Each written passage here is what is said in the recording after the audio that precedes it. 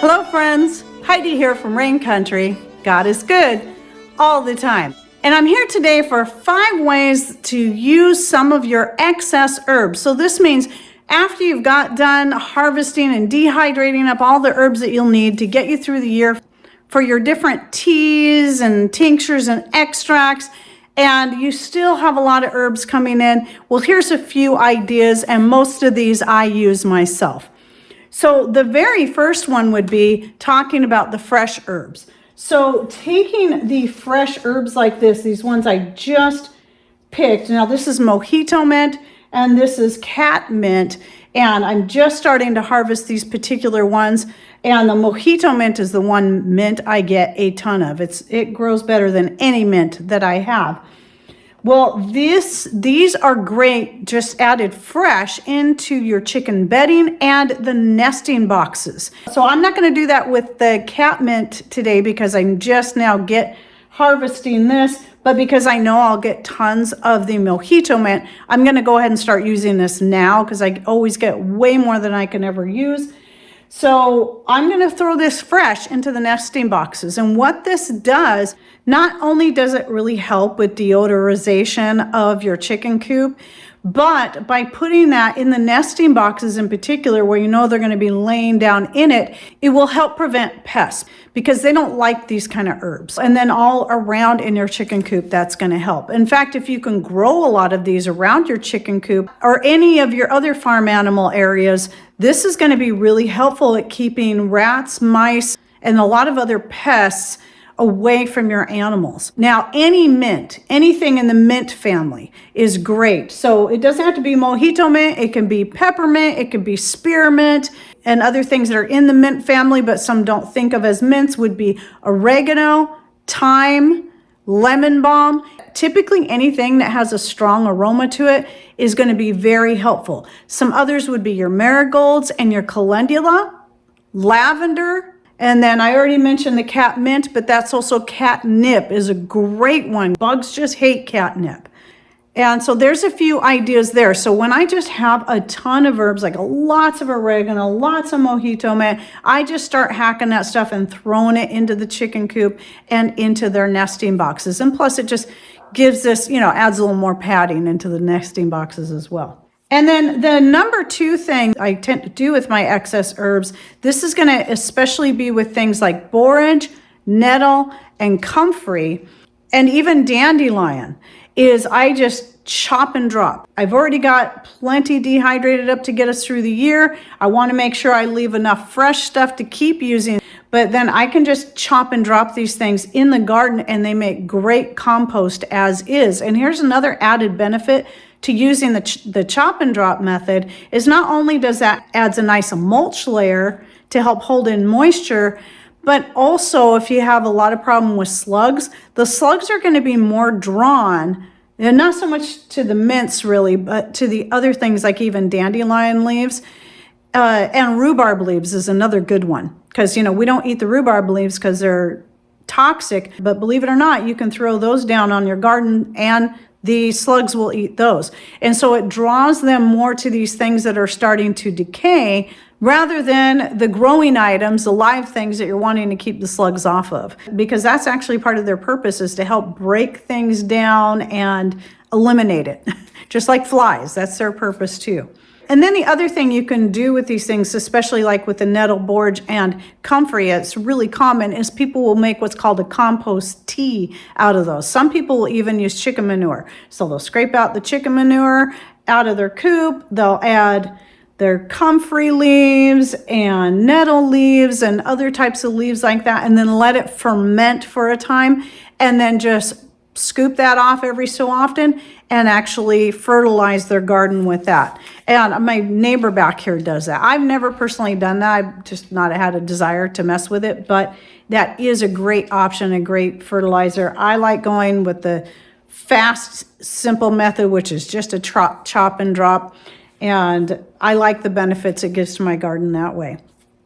And then of course, I get asked this one a lot, but I rarely do this, and that is you can always sell your excess herbs. So you can either sell them fresh cut like this, but you'd want to do that right away, Or you can dehydrate them up and you can sell the dried herbs. I get people asking me all the time if I sell my dried herbs. And the reason I don't is because there is absolutely no way I could keep up with the great demand with all the people that ask me.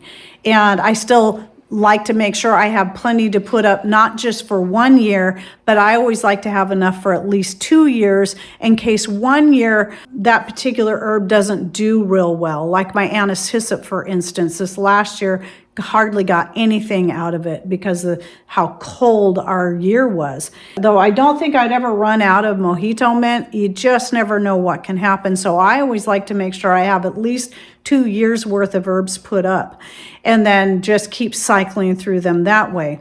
But, I would be one that would be more up to sell them locally to people. I could handle that. I wouldn't get quite as many people asking for that. But to advertise online and so, no, I couldn't keep up with it. But with that in mind, knowing that there's always people looking for someone selling good organic herbs, someone they can trust, that is part of the thing too. So they know it's non-GMO, they know it hasn't been sprayed with chemicals, they know it's not coming from China. Then just know that there's always people looking for a good source for herbs. So you just have to figure out how you want to put yourself out there if you want to sell both fresh or dried, just fresh, or just dried. Dried's going to be easiest, but you're going to need to charge more for it because of your time dehydrating, and especially if you're using electricity to dehydrate, well, you got to add that cost in there too. So you got to make it worth your time, or it's just not going to be worth it. But you can always just gift the items. So just like with the violet flowers, even though I actually do grow violets and I harvest the flowers and the leaves, I grow them on my deck in pots. I don't grow a ton of them. Well, somebody sent me this pint-sized jar of just violet flowers. Now, you might look at that little pint-sized jar and think, well, that's not very much. Well, first of all, if you know how big violet flowers are, and then how big they are once you've dehydrated them, that is a lot. That is incredibly generous, these flowers right here. And violets, just like pansies, have all pretty much the same benefits. They're great for skin, they're great for heart health and more. So that's always something right there too. You can always jar or bag them up nicely and gift them to people for their birthdays or whatever special occasion, or just because. Now, number 4 I put down, and this is one I used to do quite a bit when I was making soaps to sell. I still make homemade soaps, but typically I don't do this. I keep our own soaps very, very simple and, just fat, lye, and water, and that's usually it. So typically coconut oil is my favorite thing to use for making the soaps. But if you're making fancy soaps to sell or to gift, you'd still want to dehydrate them up, but consider adding those to your soaps. I was selling soaps like crazy back when I had my Etsy store, and then I had to stop doing it because I couldn't keep up on the demand. It was too much. But there's different herbs and stuff that will hold their color, different flowers. Some flowers won't hold their color very well, but things like calendula and dandelion hold their color really well. But even if not, they still add texture and just some interest to the way the soap looks. It also gives the soap a bit of an exfoliating factor to it.